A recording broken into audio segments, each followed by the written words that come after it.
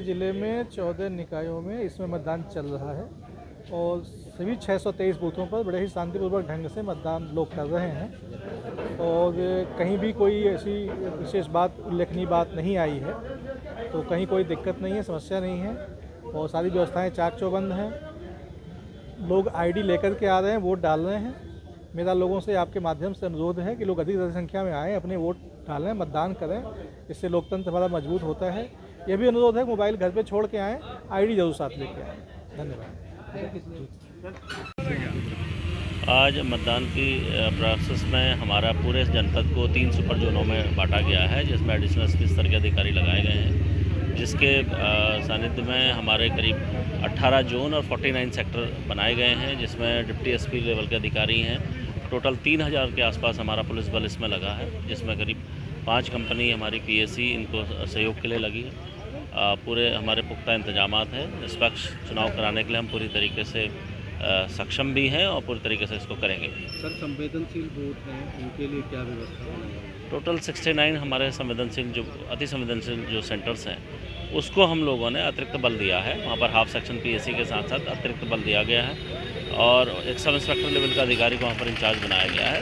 हमारे विशेष ध्यान उन बूथों पर है। लगातार हमारे जोनल में सेक्टर जो ऑफिसर्स हैं वो उन बूथों को विशेष नज़र रखे हुए हैं। मुझे उम्मीद है कि हम अच्छे तरीके से इलेक्शन कर पाएंगे। क्या करेंगे? मैं सभी वोटरों से अपील करूंगा कि आज ज़्यादा से ज़्यादा बाहर निकल के और अपने मतदान का प्रयोग करके इस मतदान की प्रोसेस को सफल बनाएं। मेरा सभी नगरवासियों को हाथ जोड़कर नमस्कार और मैं सभी से निवेदन करता हूं कि अधिक से अधिक संख्या में मतदान करें और मैं तो यही कहूँगा कि 100% मतदान हो, लेकिन 70-75% से कम ना हो। प्रत्येक आदमी बाहर निकले और लोकतंत्र को मजबूत करने के लिए और बदलाव के लिए वोटिंग करें और सुरक्षा का ध्यान रखें। किसी तरह का कोई जो है किसी को दिक्कत परेशानी ना हो, इसकी चीज़ का भी ध्यान रखें। शांतिपूर्ण तरीके से मतदान का संपन्न कराएं। अभी तक की अगर बात करें तो आपके इस मतदान से कितने संतुष्ट हैं जैसे चल रहा है? मैं पूर्णतः संतुष्ट हूँ। अभी तक तो सब दिख रहा है, काफ़ी रुझान जो है अभी थोड़ा सा मेरे ख्याल में शायद स्टार्टिंग 1-2 घंटे में काफ़ी था, अभी डाउन है।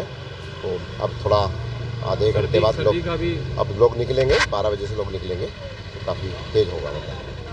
हमें तो एक ऐसा मेयर या पार्षद चाहिए जो मतलब सोसाइटी के लिए एक अच्छी व्यवस्था करे। जो समस्याएं हैं, इन समस्याओं को बारीकी से देखे और इनका निवारण करे।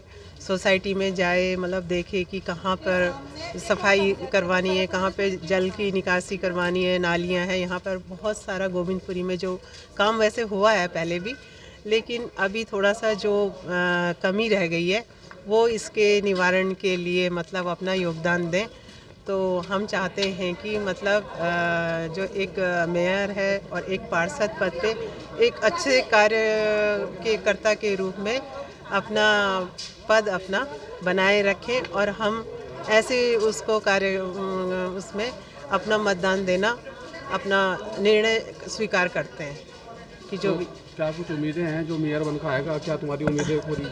हाँ जी, जो भी हैं उम्मीदें हैं उनसे, जिनको हमने मतदान किया है।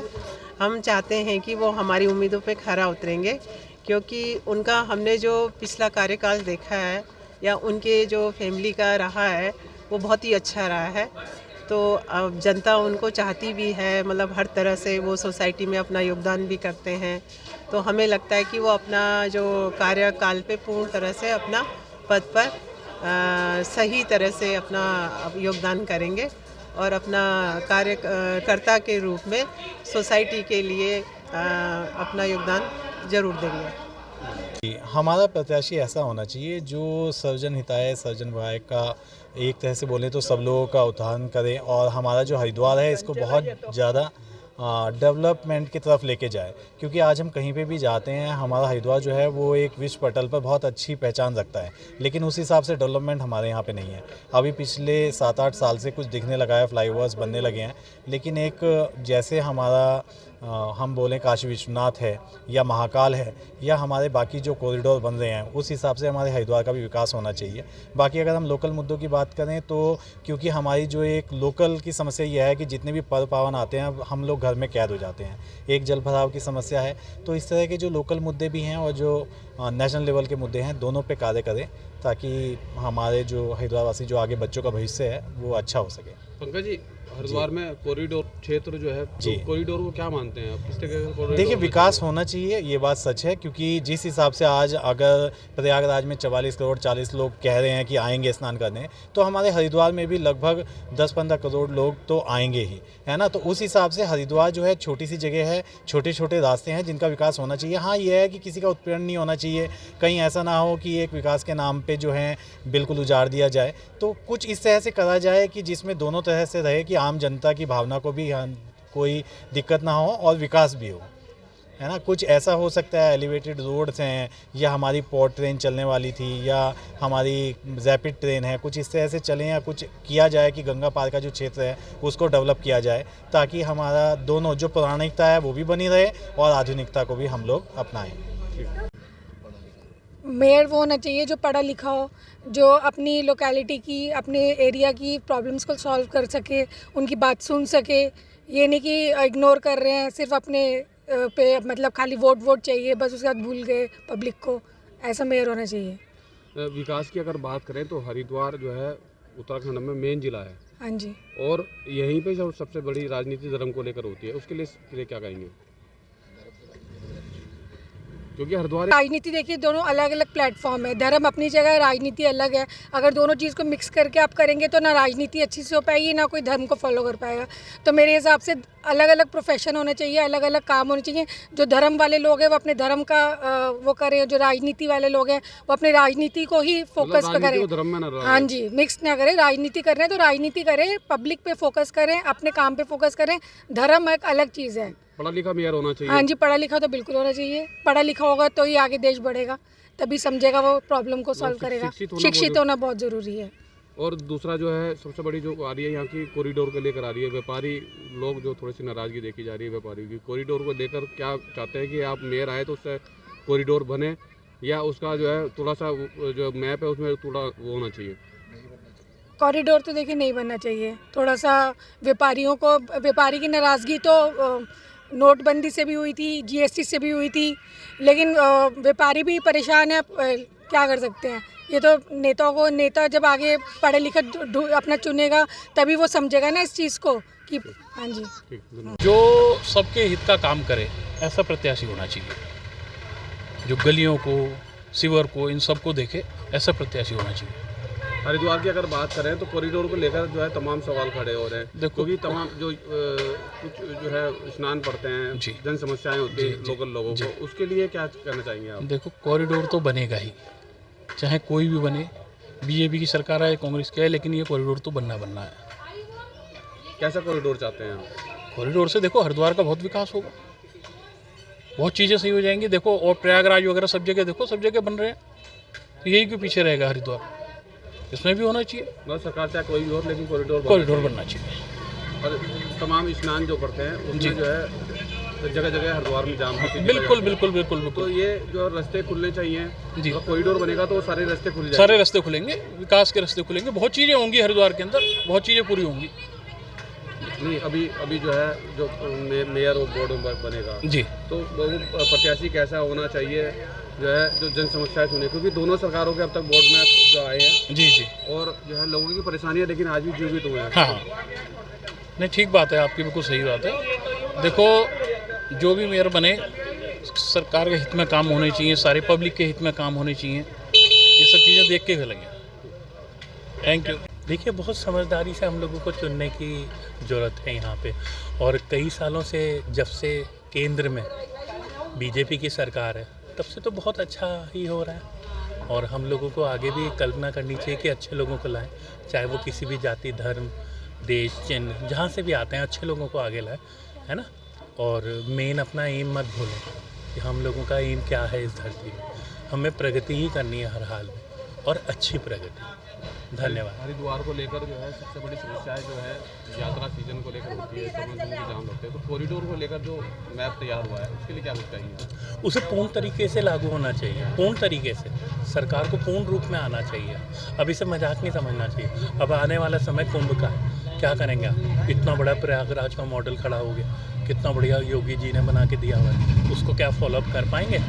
उसके अगर बराबर भी करते हैं या उससे थोड़ा सा बेहतर भी करते हैं तो बहुत अच्छा होगा, है ना। और सरकार लगी हुई है, हमें सबका साथ दे रहा है। देखो, सहयोग करना है, किसी एक दूसरे की टांग खींचने का समय नहीं है। उसने ये नहीं किया तो मैं नहीं करूँगा, ये ऐसा समय नहीं है। ब्लेम की नहीं, अब तो अपनी जिम्मेदारी समझे खुद। उस आदमी से बात करें जो अपनी जिम्मेदारी समझता हो, जो ये कहता हो अजी उन्होंने क्या किया 7 साल पहले, उन्होंने क्या किया 60 साल पहले, उससे नहीं, जो अभी के कर्मों में क्षेत्रों में करेगा उससे बात हम करें। मैं तो ये चाह रहा हूँ कि हमारा जो मेयर बने हरिद्वार का, वो ईमानदार और ऐसा बने जिसे हरिद्वार से लगाव हो, जिसे ये लगे कि हमें हरिद्वार के लिए कुछ करना है। ऐसा मेयर चुन के आए और उसी के लिए हम आए यहाँ वोट डालने के लिए। सबसे बड़ा जो मुद्दा है हरिद्वार की अगर बात करें तो कॉरिडोर को लेकर जो है ज़्यादातर है, तो क्या कुछ कहेंगे कॉरिडोर के लिए? व्यापारी कॉरिडोर के मामले में तो सिर्फ इतना ही कहूँगा कि गवर्नमेंट की जो भी योजना है वो सोच समझ कर ही बनाई गई होगी, मगर फिर भी कॉरिडोर जो भी बने सारे व्यापारियों को विश्वास में लेके बने। सारे व्यापारियों को इसकी पूरी रूपरेखा पहले बताई जानी चाहिए कि देखो ये ऐसे होना है। ऐसा नहीं कि आप चुपचाप मनमानी तरह बुलडोजर ला के खड़ा कर दो कि ये तोड़ना, हमें ये तोड़ना, ऐसा नहीं होना चाहिए। आप पहले व्यापारियों को आप एकत्र करके उनको बाकायदे पूरी चीज़ समझाओ कि हमारा कॉरिडोर ऐसे बनेगा। तो मेयर प्रत्याशी चुनना है, क्या उम्मीद है उससे और कैसा उम्मीदवार चाहते हैं? हम तो मेयर प्रत्याशी की यही उम्मीद चाहते हैं, एक तो हरिद्वार का विकास हो, दूसरा हमारी जो कॉरिडोर की जो व्यवस्था है अगर ये हरिद्वार में बन रहा है तो सारे व्यापारियों को एक साथ लेकर बने, सारे व्यापारियों को हर चीज़ पता होनी चाहिए। और मतलब क्या क्या समस्याएं हैं हरिद्वार की जो आप चाहते हैं कि मेयर पूरी? हरिद्वार की समस्या तो मेन समस्या तो यही है, सफाई, गंदगी। और मतदान चल रहा है, नगर निगम के चुनाव है और हरिद्वार जो है उत्तराखंड की बात करें तो सबसे अलग माना जाता है। देखिए, मैं मानता हूँ कि मेयर जो हो ना वो इतना सक्षम हो कि जो अधिकारी बैठे हुए होते हैं वो हाईएस्ट लेवल के अधिकारी बैठते हैं इसमें मेयर की सीट पे, एमएनए जो होते हैं, तो वो उसको टैकल करना आना चाहिए। क्योंकि अधिकतर देखा हमने कि इसमें जो है ना कई बार ऐसा होता है कि कुछ लोग जो है इस चीज़ों को टैकल नहीं कर पाते। और निश्चित रूप से इस बार जो एक प्रत्याशी हैं जिनका मैं नाम नहीं बोल सकता, वो दिखाई दे रहा, भाषणों में सुना है हमने, लोग बाग बता रहे हैं कि वो बड़ी विद्वान हैं और अच्छे रूप से इसको टैकल कर लेंगे। तो हरिद्वार का भविष्य से उनका जो हमने पढ़े हैं, जो चीज़ें पढ़ी हैं, उन्होंने जो अपना बनाया है, अपना पत्र जो बनाया है, उसमें देखा है कि उनका हरिद्वार के विज़न को लेकर अच्छा हुआ है, प्रोस्पेक्टिव है। मनीष जी, आप सामाजिक तो उसका कहीं ना कोई फर्क पड़ेगा कि? देखिए, इन सब चीज़ों का चुनाव आयोग को ध्यान रखना चाहिए, परंतु जहाँ हम देख रहे हैं कि 26 का स्नान भी है, जो कुंभ के पर्व के चक्कर में यहाँ से निश्चित रूप से लोग गए हुए हैं और व्यापार के हिसाब से भी यहाँ से लोग गए हुए हैं, परंतु इसका ज़्यादा इफेक्ट नहीं पड़ेगा। यहाँ पे सबसे बड़ा इफेक्ट जो है जो हरिद्वार का जो कॉरिडोर है ना, जिससे व्यापारी, धर्मशालाएं, होटल सब प्रभावित होने वाली हैं, उसका मेजर इफेक्ट है। इसको इफेक्ट को देखते हुए हमें लगता है कि वो पार्टी जरूर जीत के आएगी जिसने इसको ना बनने देने का वादा किया है। ठीक, धन्यवाद।